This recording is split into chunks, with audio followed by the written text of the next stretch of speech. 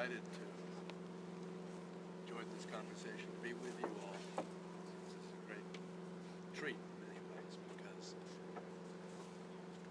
I have lived most of my life around the corner and very aware of Gloucester. Come here countless times to just enjoy this place. I have many friends who live here and come here and go here, back and forth here, and have been aware of the maritime history, the fishing history, but only recently, thanks to Paul's vision, where are you? It's back there.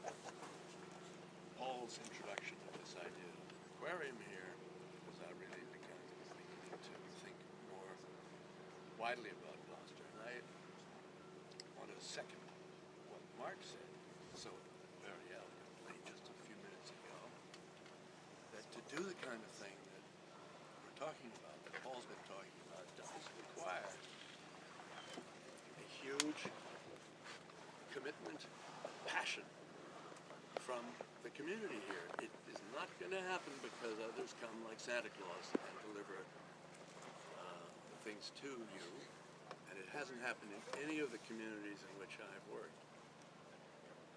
And I'd like to think that what could happen here can build upon what Mark was speaking to, the innate curiosity, the innate interest that is here in any community, but especially here, related to the ocean, to water, to life, and life even beyond Gloucester, into the global ocean, and so on. And that latent, you might say, curiosity or passion for learning about nature drives people not just to come to a class and learn something, although that's a key piece of it. It drives them to buy a ticket and to come over and over again. And one of the reasons I think our aquariums have all been successful and are spoken of as world-class and so on is in large measure because people go again and again and again, and they do not feel that they've seen it 100 times, therefore why go again? It's always different. The experience is always a rich one. And that question leads me to want to address this opportunity first in terms of experience of the visitor and drawing power, because you cannot, in my judgment, my view based on the years that I've had involved in this field, simply expect an aquarium by itself to draw people. It won't. It has to be good. It has to be special. It has to be memorable. It has to get you excited. It has to leave you affected. And one of the starting points of my own work in Boston, the New England Aquarium, was the premise that we would work from the inside out and that we would concentrate on the emotional connections that we could make between people and life, or other forms of life. And if we could make that emotional connection, we could then set the stage for learning.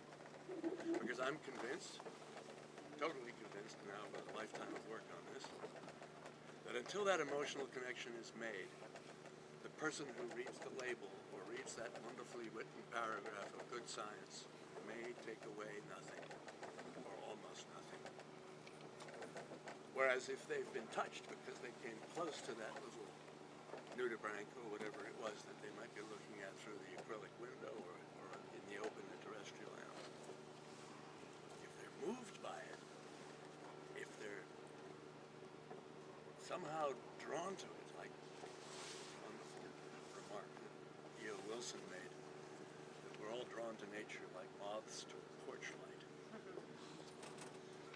If you're drawn to it like that moth that comes to the light, you're a receptor, you're ready.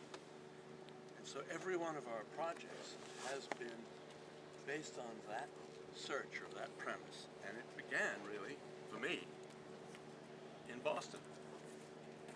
I was 26 years old in 1962. And we were a firm of 7 people, literally, who had printed our stationery the night before our interview.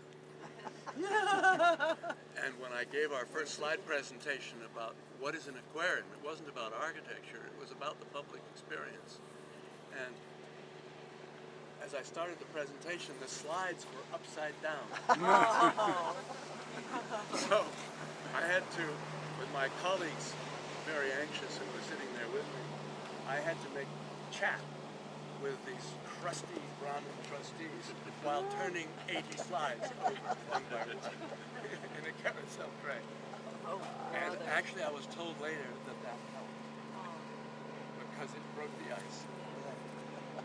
And so if I fumble here and send some of these into the water, I hope it will be But the point here was that we began inside. We began with a notion of immersion, of getting you to feel the underwater world.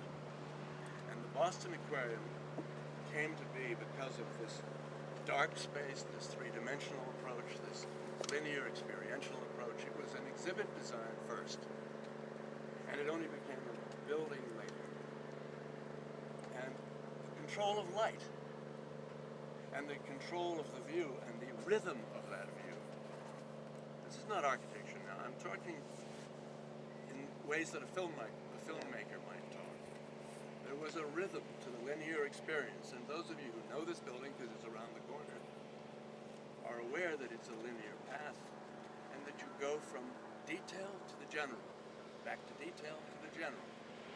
Well, that idea drove the design, not architecture. No, the notion that traveling through a complicated subject would not be boring, would not be tiring, you would in fact be drawn from one thing to the next if there was that rhythm that allowed you to mentally and visually and orally rest between exciting encounters.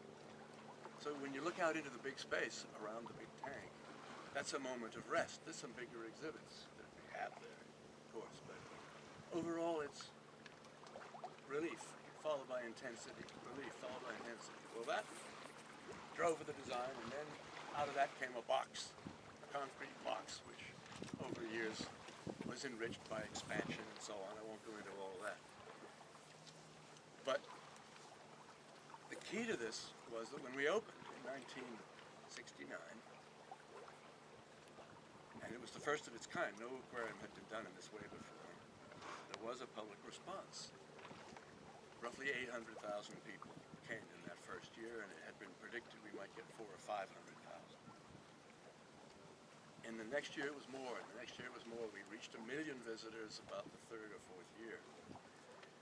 And over the years it's matured as an institution.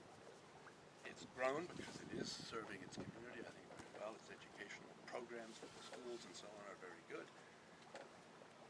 But the fundamental experience that people have has remained its core and keeps bringing people back. It's stabilized now after 41 years of operation. It's stabilized at about 1,200,000 visitors, which makes it one of the leading cultural institutions of Boston.